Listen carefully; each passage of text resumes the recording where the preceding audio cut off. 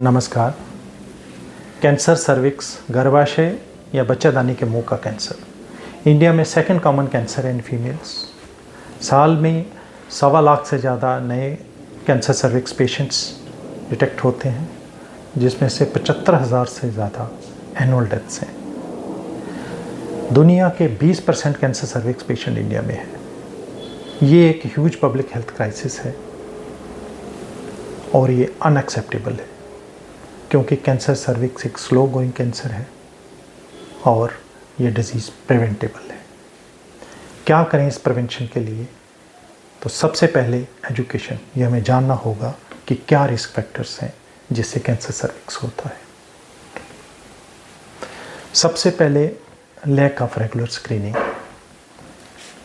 Screening में मैं आगे चल के बताऊंगा। उसके बाद high risk sexual behaviour, early marriage, multiple sexual partners, having a male partner who is having multiple partners, ये भी अपने आप में एक रिस्क फैक्टर है।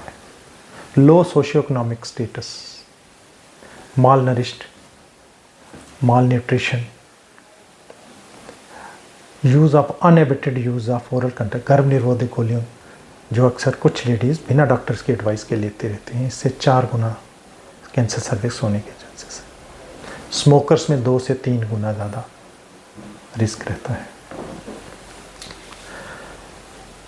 अब स्क्रीनिंग, तो स्क्रीनिंग सबसे ज़रूरी है कैंसर सर्विक्स में, क्योंकि मैंने बोला स्लो ग्रोइंग कैंसर है। 10 से 15 साल के बाद फुल फ्लैश पिक्चर होती है और 40% पेशेंट्स इसके एसिम्प्टोमेटिक होते हैं।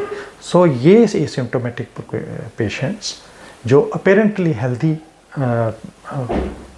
लोग होते हैं सोसाइटी में, हम उनमें स्क्रीनिंग करते हैं और स्क्रीनिंग से जो कमिंग ईयर्स में किसी को अगर ये सर्विक्स या प्री मैलिग्नेंट कुछ होने वाला है, ये डिटेक्ट किया जा सकता है। कॉमन जो प्रोसीजर्स जिससे हम ये स्क्रीनिंग करते हैं वो सबसे पहले है पैप स्मीयर। एक सिंपल 30 सेकंड प्रोसीजर है, इनएक्सपेंसिव।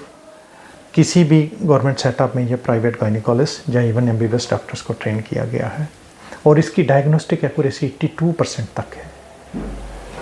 इसके साथ साथ कुछ और जैसे लिक्विड वेट साइटोलॉजी की जाती है, visual inspection of cervix with acetic acid, with Lugol's iodine, HPV DNA testing और कॉल्पोस्कोपी के डिटेक्शन रेट 97% है। ICMR की गाइडलाइंस हैं जिसके हिसाब से स्क्रीनिंग करनी चाहिए।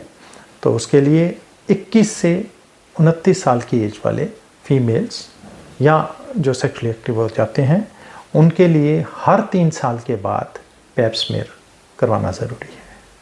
इसमें HPV DNA का इस एज ग्रुप में नहीं बताया गया।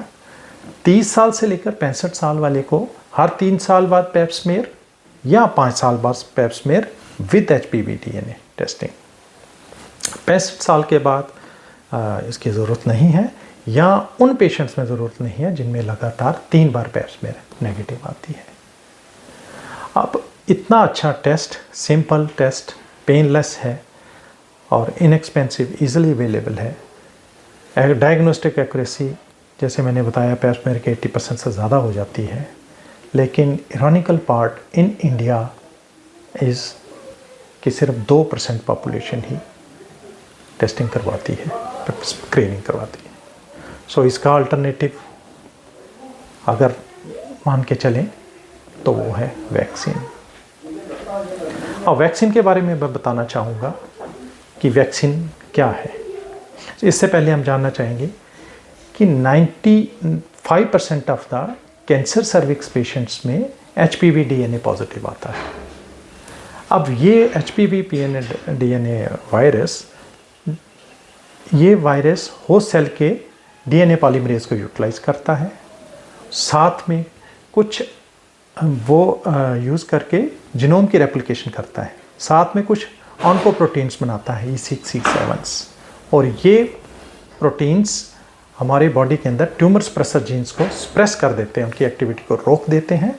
रिजल्ट ये होता है कि सेल अनएबिटेडली ग्रो करने लगता है और वो कैंसर सेल में कन्वर्ट हो जाता है। अब ये जो वैक्सीन है, ये vaccine virus like particles contain करती है, वायरस नहीं होता इसमें, सो इसमें डिजीज़ होने के चांसेस नहीं हैं। ये वायरस लाइक VLPs इसके अंदर होते हैं। ये VLPs बिल्कुल वायरस की तरह, इसका आउटर शेल वायरस की तरह ही होता है, उसमें प्रोटीन्स भी वैसे ही अलाइक होते हैं, जो जैसे ही हम इंजेक्ट करते हैं होस्ट के अंदर तो एंटीबॉडीज़ का प्रोसेस बनाने का स्टार्ट कर देते हैं। लेकिन इन VLPs के अंदर DNA नहीं होता, सो डिजीज़ नहीं होता, लेकिन एंटीबॉडीज़ बना देते हैं। सो जैसे ही HPV का अटैक होता है पेशेंट पे, और ये मोस्टली जैसे सेक्सुअल एक्टिविटी आती है तभी होता है, इसीलिए इस वैक्सीन को देना ज़रूरी है सेक्सुअल एक्टिविटी से पहले।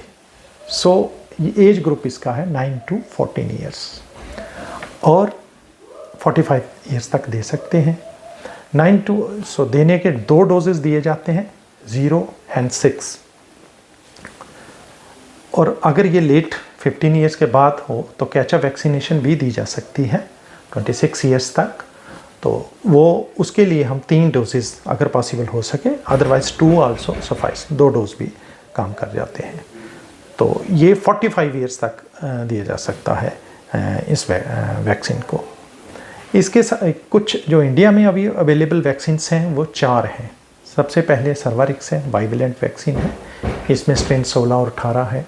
दूसरा गार्डासिल है, इसमें सर्वारिक्स में 2 हैं, बाइवेलेंट है 16 और 18।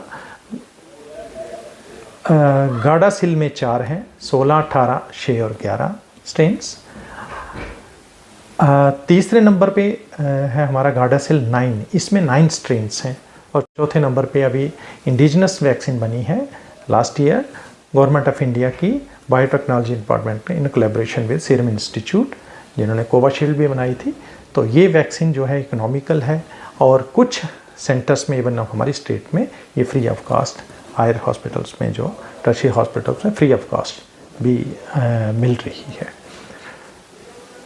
अब इसके साथ ये देखना एक सवाल आता है कि क्या HPV वैक्सीन मेल काउंटरपार्ट्स को भी लगाने की ज़रूरत है या मेल चिल्ड्रन को लगाने की ज़रूरत है?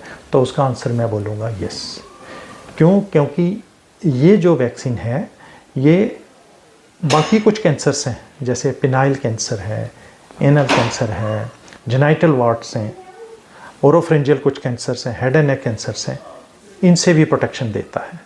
और दूसरा सबसे ज़रूरी ये है कि जो वायरस की HPV की ट्रांसमिशन है वो मेल से ही होती है। सो अगर वो वैक्सीनेटेड होंगे तो इसकी ट्रांसमिशन जो है वो कटेल हो सकती है। सो इसका आंसर यही है कि ये वैक्सीन जिस तरह से फीमेल चिल्ड्रन में लगाई जाती है, मेल में भी अगर पॉसिबल हो सके तो लगाएं, क्योंकि हमारी कंट्री की इकॉनमी अभी शायद ना अलो करे इसमें, क्योंकि जो कॉस्ट फैक्टर है ऐसे जैसे गार्डासिल है, तो मेल में मैं गार्डासिल ही एडवाइस करूँगा, क्योंकि 9 स्ट्रेन्स हैं और इसमें ये सारे जेनाइटल वार्ट से लेकर ओरोफ्रेंजियल, एनल, पिनाइल सारे कैंसर्स जो स्ट्रेन्स करते हैं वो कवर किए जा सकते हैं। सो यही इन प्रिसाइज में बोलूँगा कि प्रिवेंशन जो है वो एजुकेशन, अवेयरनेस, रेगुलर स्क्रीनिंग और वैक्सीनेशन, अगर ये हो जाए, वैक्सीनेशन का मैं बताऊं कि ये 90% तक इफ़ेक्टिव है कैंसर सर्विक्स वैक्सीनेशन, और ये एक बहुत अच्छा नंबर है। अब एक सवाल आता है कि अगर किसी को वैक्सीनेशन हो गई है तो क्या उसको स्क्रीनिंग ज़रूरी है? तो उसका आंसर यही है कि वो जो ICMR गाइडलाइंस हैं वो वैसे ही स्टैंड करेंगी जिस तरह से नॉन वैक्सीनेटेड पेशेंट के लिए है। So thank you.